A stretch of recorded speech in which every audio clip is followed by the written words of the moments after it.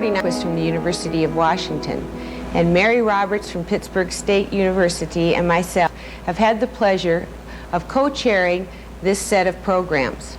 There will be 4 in the series, and the teachers who were selected were Carol Arnold, Cassandra Book, Marguerite Metcalf, and Charlotte Lee.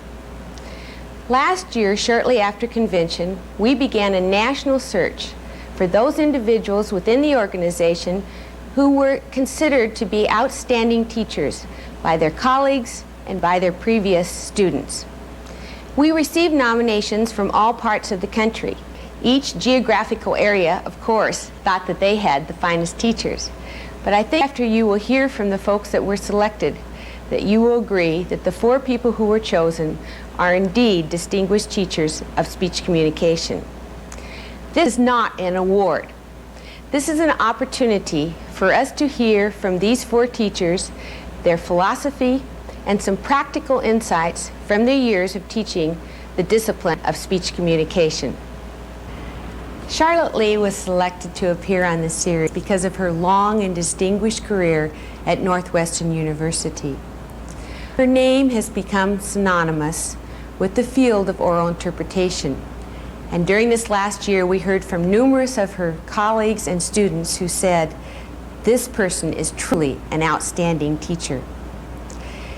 In terms of her own success, she wrote me saying, I guess my major accomplishments were how my students have turned out, being on a faculty of the School of Speech with great colleagues, and having my book reach its 6th edition and almost 35 years old.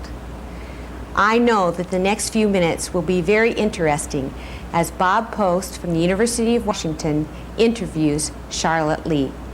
When did you start being interested in literature? Oh heavens, way back, before I even knew it literature. My mother used to read to me, you know, like, how do you like to go up in a swing, things like that, and all sorts of things.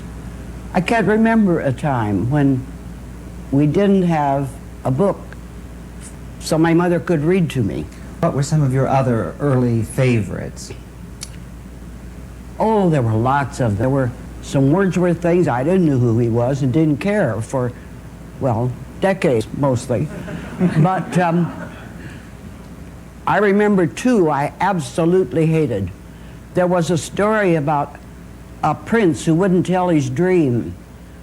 And I never could see any reason why he should. I mean, it was his own private dream.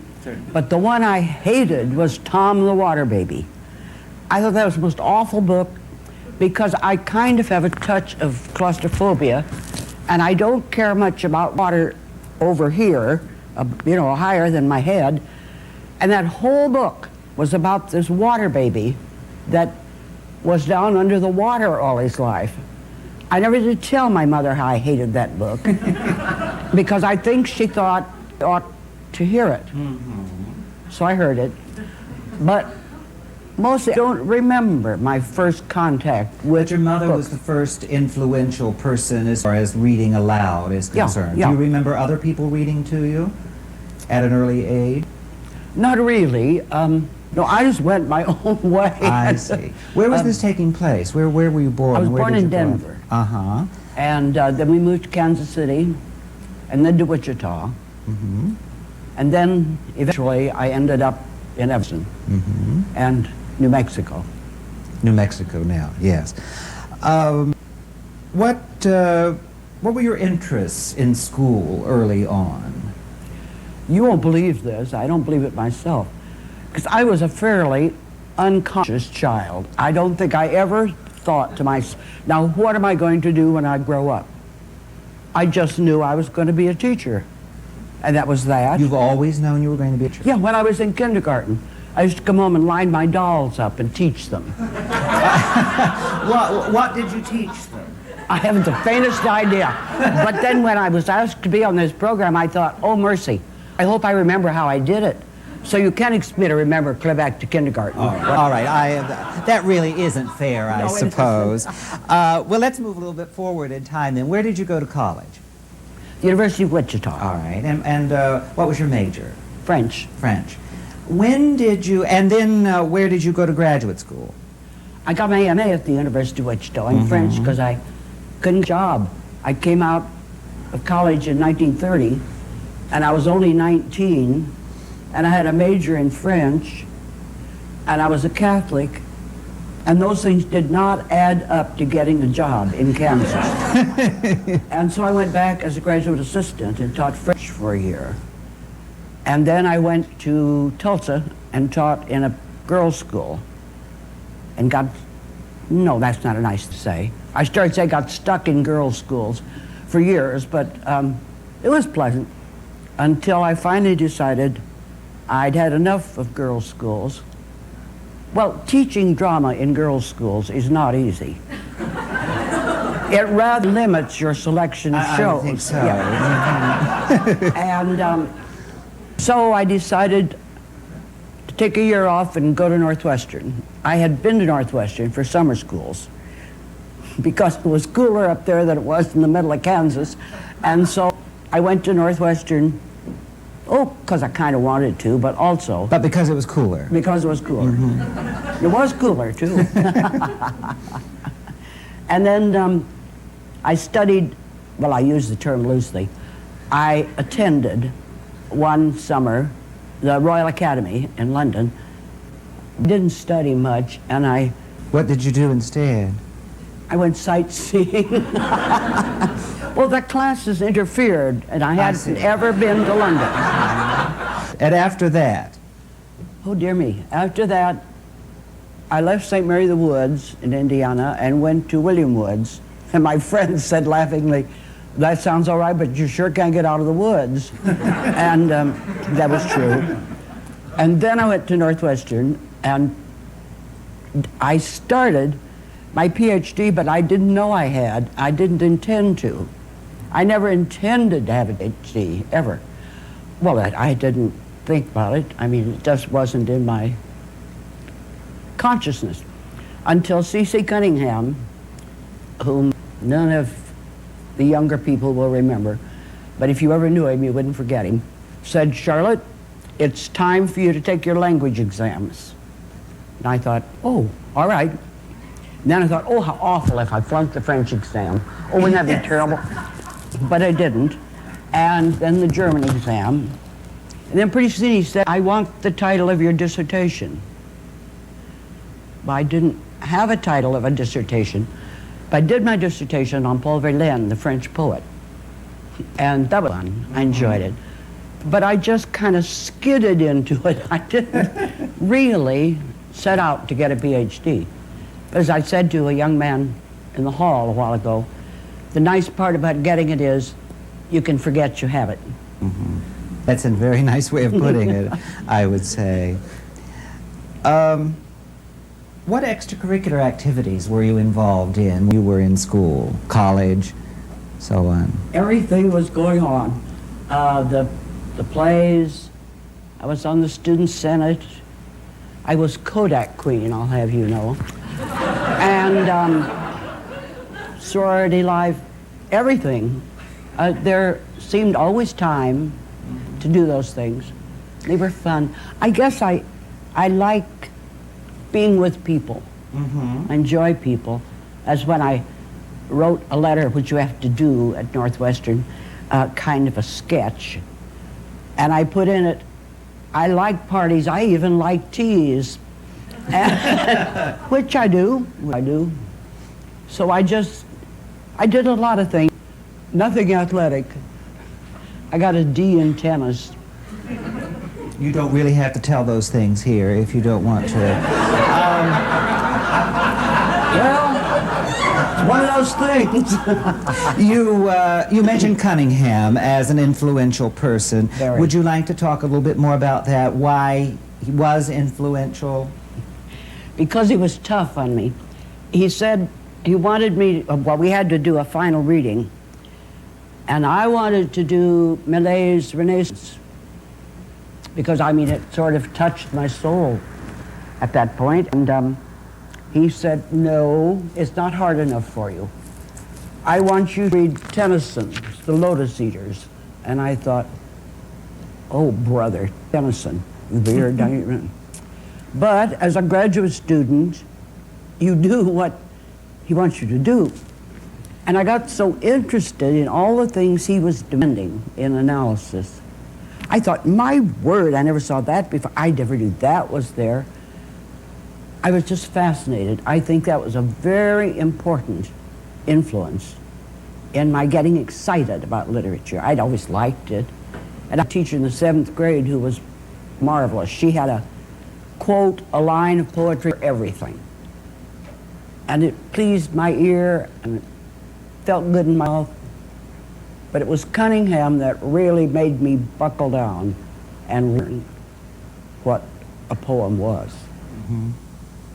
In addition to him and the 7th grade teacher, do you remember any others who were particular influences? Lou Surratt, who gave me 40 questions on my PhD qualifyings, or 40 authors, poets.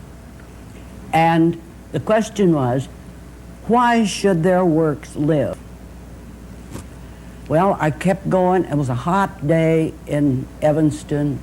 I was dripping. I went home twice for a shower. And I got down to Herman Melville. And I simply, he was 39th on the list. I said, I can't think of a thing you wrote but Moby Dick, and I hated it. And I thought, well, there goes my PhD, there it goes. But clearly, by that time he was tired of reading my answers too. He was very influential in, I took his course in prosody, which took a different approach than Cunningham's, but kind of filled it out a little bit.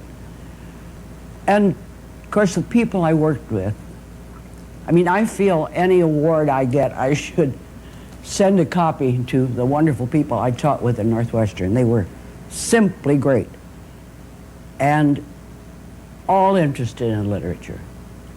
So there never was a dry spell. Why did you choose to teach at the college or university level rather than another level? I really don't ever remember deciding that I was going to teach on the university level. I guess it's my Irish luck and being a Leo, and I was in the right place at the right time, and I thought, good, and that's what I did. How did you get into interpretation? Exactly, the transition from French to interpretation. Well, there was only one interp class at the University of Wichita, and from way back when I was, probably 10 or 11, my mother decided I should take expression lessons. Well, clearly there's something in me that just drop an audience and I'll do it. And I used to, read things I hadn't the faintest idea what they were about, because I was the best one of the private students. So she gave me all the mature things to read, and I didn't really know what they were about, but I enjoyed it thoroughly. And I guess Mom thought I was going to turn out to be a great actress or something, because I took those lessons, and fortunately from pretty good people at that point, up to college. And then by that time I had been bitten by the bug, I guess. As a teacher of interpretation, what did you hope to accomplish with a class? I wanted them, I guess, to be excited about the written word, about the text, and about the thing that I think is so unique about us, Bob. We not only analyze and read all the criticism, we do something with it. And I wanted them to get the excitement of finding out what a poem, I keep talking about poems because this is what I talk mostly, what a poem really says on all its levels, and where to stop because you make up that is saying something that's not there. I remember frequently I'd say, where does it say that? Mm-hmm.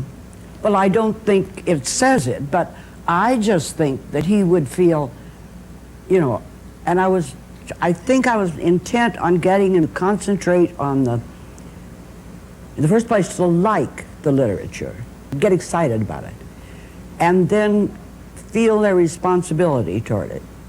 Really dig in and find what's there, and then develop their techniques of how to use it so an audience knows what's there, so you have this complete circle. How do you get them excited about it if they're not excited about it? Well, in the first place, you have to be excited about it. Example.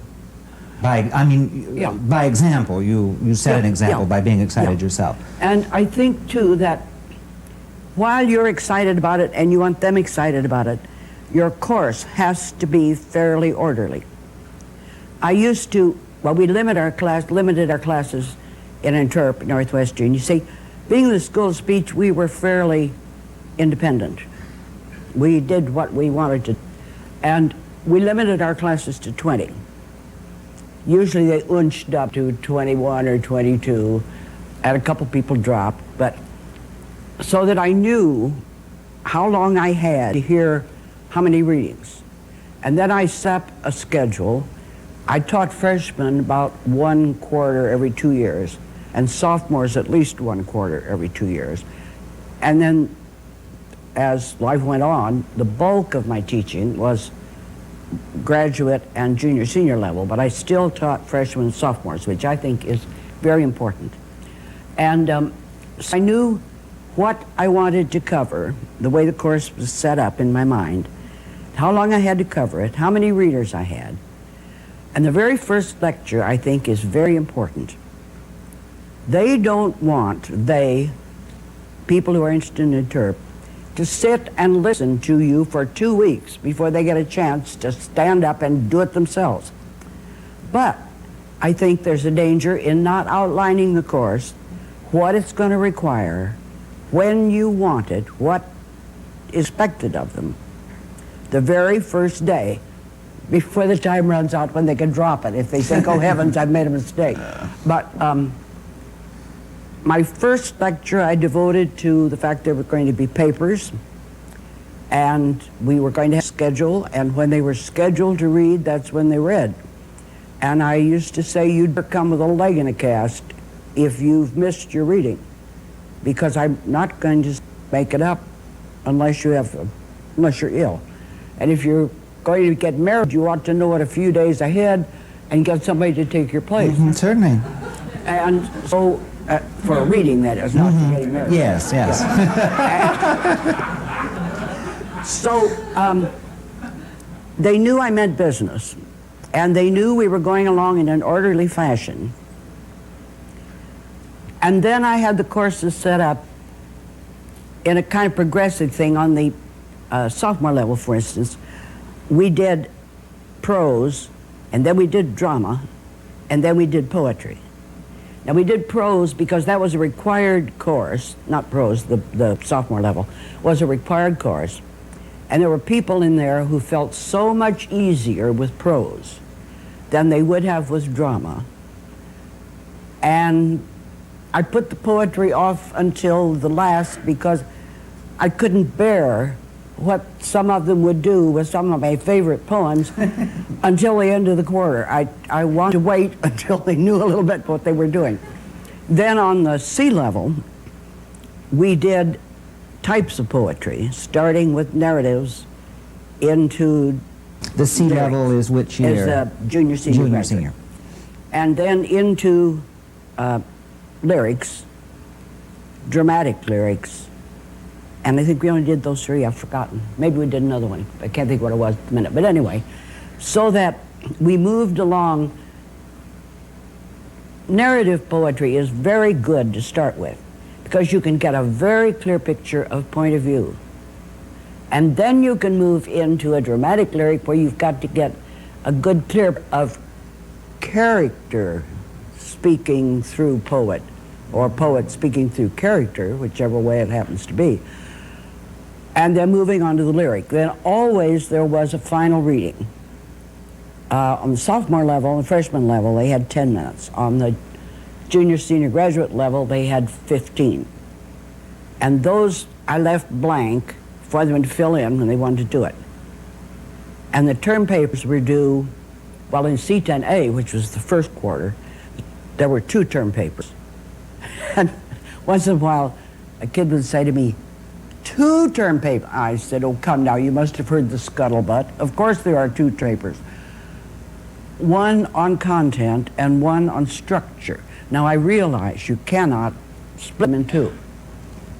But a detailed look at content and then a detailed look at structure and then an appendage tying the 2 together, that accomplished several things. It showed me where they were going in analysis, but it also assured me they would make up their minds at least 2 weeks before what they were going to read for a final reading and get on it and get with it.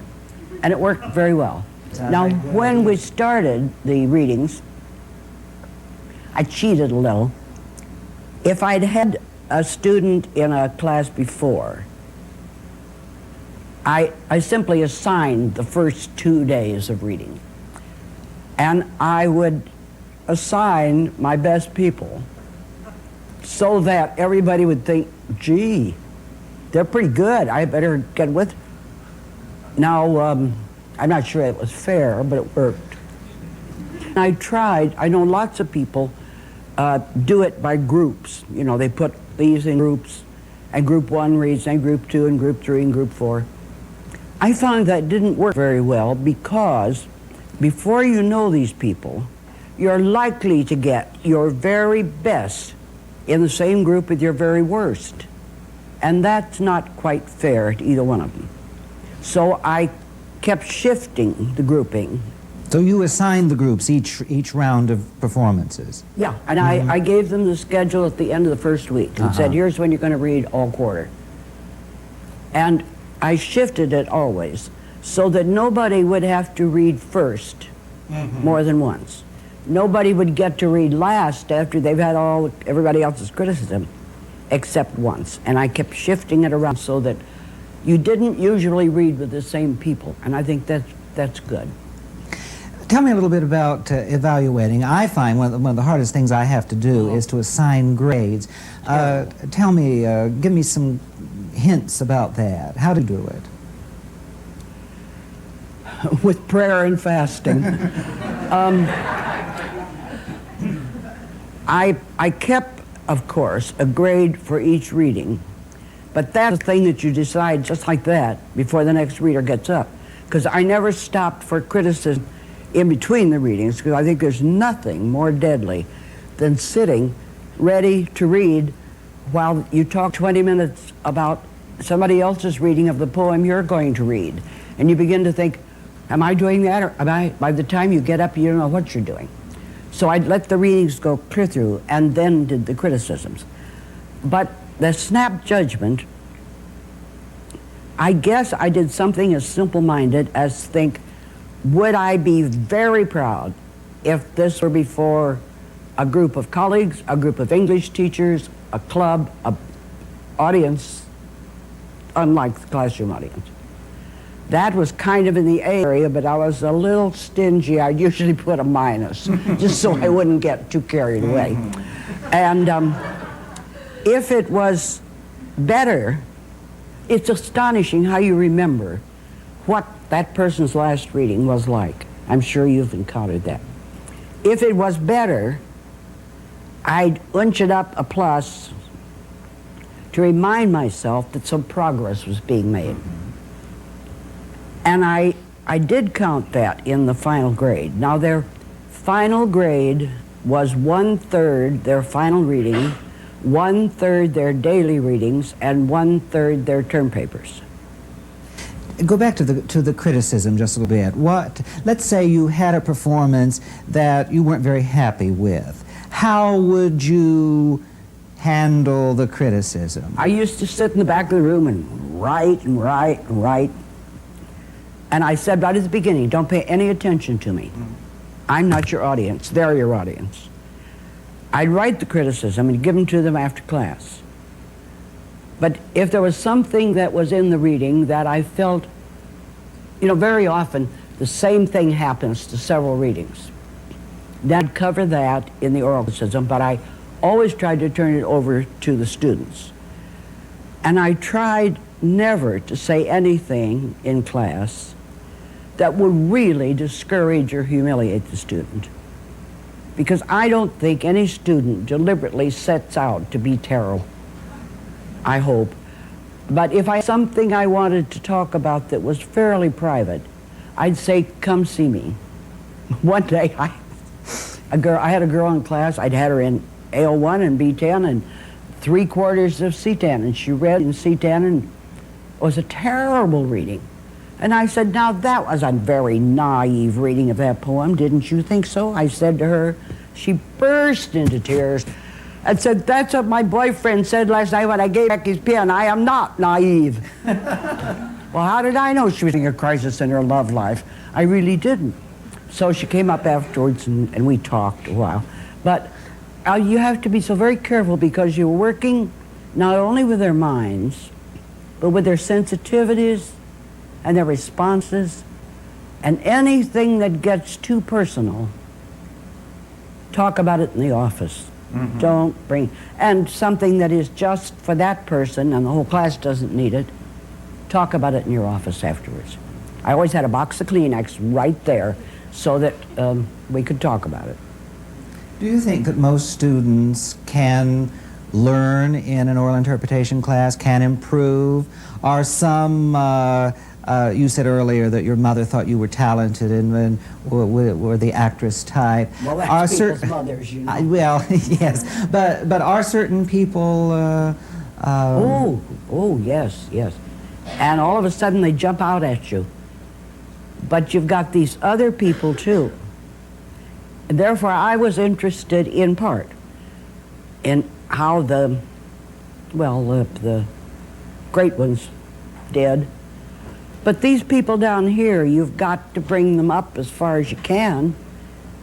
And I don't believe I ever had a student who didn't improve some. Yeah, I had one. She kept cutting class and I flunked her. I didn't flunk very many students because they tried, they were there, they did their readings, they worked. And she came in and said, why did I flunk your course? And this is not copyrighted, you may use it anytime you wish. I said, I don't know, I wondered about that, why did you? I never did have any trouble out of her after that. So you had some...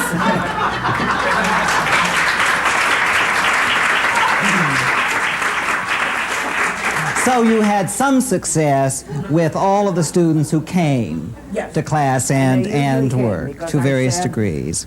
There are no unexcused absences in this class. You learn as much from listening to other people's readings as you do from doing your own. And I expect you to be here, and they were. I have very near my hand in my office a shelf or two of oral interpretation textbooks.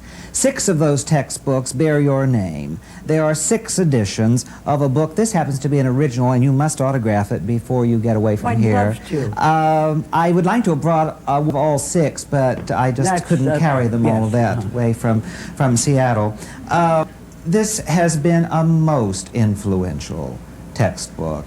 With the most influential, most popular definition of oral interpretation. I gave that an exam last week, and 22 of 25 students correctly gave me your definition of interpretation. So you're teaching students that that you don't even know, and students who haven't met you. They've heard your name. I make sure that they do that. The book has been tremendously successful, hasn't it? Yes. All right. How did this famous book come about? What's the origin of it? Now you're going to embarrass me again with my brainless... You don't have to tell everything, just what you want to tell. My brainless meandering through life and good things happening. I wrote a chapter in a book that C.C. Cunningham wrote, not his first book, the second book. He sent it to Houghton Mifflin. Houghton Mifflin didn't want it because it was more on a high school level and didn't want a high school book at that point. But I wrote a chapter on choric interpretation for it. And they sent the book back. But then when the representatives came, they said, we want you to do a college text in interpretation. I thought, oh, me? So I thought, well, try it. I typed away and got 3 chapters done and sent it to them, and here came a contract. And I, oh, that's all I know. I can't write anymore, that's all I know. but I managed to squeeze out some more. And then after I must confess, after I got a little tired of my own deathless prose, around about the 5th edition, I turned for help to Frank Galati and then to Tim Gura. And I've been so pleased with the work they've done with it. But it just grew up from that. How did the definition begin? I batted that around for several years in my class before I settled on it. But I really think it came from Cunningham's training. You know, the totality of it. I really think it did. I changed it a couple of times, but I found that worked best. Well, it's changed since the first edition. There's a phrase that you drive. Would you want to tell about that? Well, you took the phrase from the printed page. You dropped the phrase from the printed page in later editions. Yes. There are 2 reasons for that. In the first place, I don't want them stuck on the printed page. But the second reason was people began to feel that I would absolutely forbid interpretation without the text present. Well, I prefer the text present because I think it is less distracting. And it also helps focus attention on the fact that you are reading a text. This is not your crisis you're going through right before their very eyes. But in some forms, for instance, of group interpretation, that isn't practical. And so I dropped that phrase as being perfectly evident to the individual reader, and I don't care whether the individual reader, well, I care a little, but not much, uses the script or not, as long as I don't care whether he's using it or not. If he's stuck to it, he or she's stuck to it, then I say, work without it a while till you get used to it. But I don't really care, but I do like, you know, we change our ways slowly. I do like the feeling that this is coming up into the reader and out to me, that it's not the reader emoting, being Medea. And that's a peculiarity of mine. So the definition in the 6th edition, I believe, reads the art of communicating to an audience a work of literary art in its intellectual, emotional, and aesthetic entirety. Ole. Now, some people I've heard question to an audience. Do you have to have an audience present, really? Oh, well, no, but it's more fun. No. You can have an audience of 1, or you can be your own audience. But I think you must feel reaching out to stir something in somebody, whether it's you or 1,000 people. All right. So you're using audience in a very general sense. Right. Will there be a 7th edition? Do I need to make room by the... Shove them over. Okay. Do you want to tell us a little bit about that? I don't know anything about it yet, except there will be one. We had lunch with Houghton Mifflin yesterday, Tim and I, and going to have to do some shifting of focus because the field is shifting a bit. But somebody said in a criticism, in a review in one of the journals, if you're looking for a new format, you'll have to wait for the next edition. Well, if you're looking for a totally new format, you're not going to get it. The one we have works. Now, I don't mean we're not going to change anything. We may shift chapters and put this there and that, the other thing. But I don't know where it's going yet, Bob. Okay. In general, how has the book changed through the various editions? You'll remember maybe in the first edition, I had the first chapter that might really be called an apologia for interpretation. We don't need that anymore. I don't have to defend it, it's there. And when I go back and look at the material for use in the classroom, I notice a considerable growth and change. And yet there are some things in here, well, there's wild grapes, and wild grapes will be in every one of them, I assure you. It's my good luck piece, and I wouldn't publish a book without it. But seriously, the caliber of material, I think, has improved tremendously. And I've become less tentative about stating things that I really mean. And of course, the literature keeps changing, and we keep trying to keep up. And there's some of it we don't much care about keeping up with. But I don't know, I haven't looked at them all for a long time. Well, I look at them and say hi, but I don't reread them. You mentioned wild grapes, so I assume that Frost is a favorite of yours. Who are some of your other favorite authors? Oh, gosh. Retke. You've written about Retke, haven't you? Yeah. My kids in my class used to say to me, if you had to go to that, well, they didn't do it all the time, once in a while. If you had to go to that legendary desert island and only take one poet with you, who would it be? Well, depended on whom we were working on at the moment. You know, and I shifted from, I'm very fond of some of Browning, I'm very fond of Hopkins. I love to read Hopkins. And Frost and Retke and, oh, a whole long list. Whatever it is I was working on at the moment, or whatever mood I'm in that I reach for, that's the favorite at the moment, I guess. Do you have any favorites, any really personal favorites? Anything that you read when nobody else is looking that you might not tell your class that you read? Bob, please. I guess not, because I guess I've trained myself so thoroughly to read critically before I begin to read analytically. Does that make sense to you? Mm-hmm. That lots of the current poems, I'm afraid, I think so. Seagulls over a wave. So what happened about it? I mean, what did it affect? How did it affect the speaker in the poem? And you can't tell sometimes these days. I read the American Poetry Review and the New York Times book review sections and those various things, primarily searching for new material for the new one. But I don't find too many things that move me as much as those poets. And Gwendolyn, I like Gwendolyn Brooks' things very much. And I guess maybe it's my advanced age.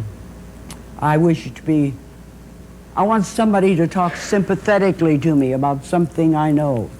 I don't really want to read a poem about street dancing. I think, well, that's fine if you're young and vigorous. So what does it do to you inside? And what does it do to an audience? What are some of your other writings and research besides the textbook and your work on Retke's poetry?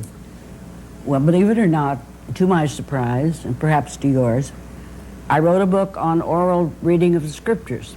How did that come about? Because the Catholic Church changed from Latin to English and they were so terrible, I thought somebody's got to do something about this. And I had lots of priests in my classes and some nuns. And I thought, well, all right, if you don't like it, write a book about it. It did very well. It just now went out of print.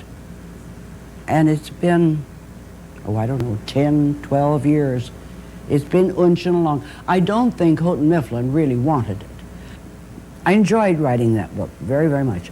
And then I have co-authored several high school level books for Scott Forsman. And let me see. Well, that's kept me busy, along with an article or two. Mm-hmm. How has the teaching profession changed over the years that you've been a participant?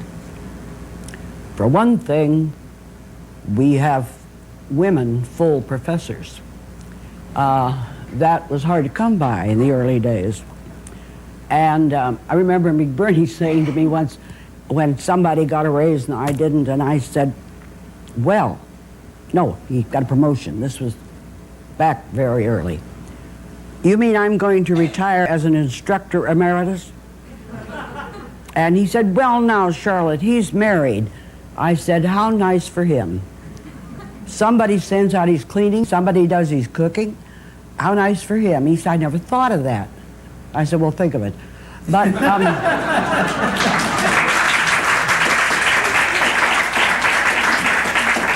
the thing is, I think the whole profession has opened up to women, and opening up to women, I think it's gotten, I want to say this, a little more ballast. Because just because you're a man doesn't mean your qualifications are superior to somebody else's. And that's good. But the golden days of university teaching, I think, are over. When it was, you know, you had your own private world on campus. Of course, then there was 60s, but they were exciting. Oh, that was very exciting, teaching in the 60s.